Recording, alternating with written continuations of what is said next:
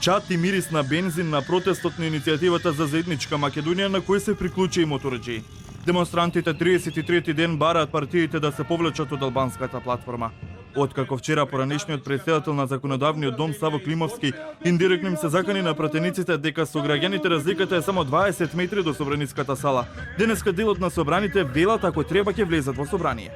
74 години прва ќе влезам, нема да дозволам албанец да не води. Во никој случај. Ова не е Албанија, него Македонија е ова. Тоа не би го направиле, али би барале друг начин. Иначе не би биле ние број 2 пред нас што го правеа тоа. Ние сме дојдени самостојно, никој не ни организирал.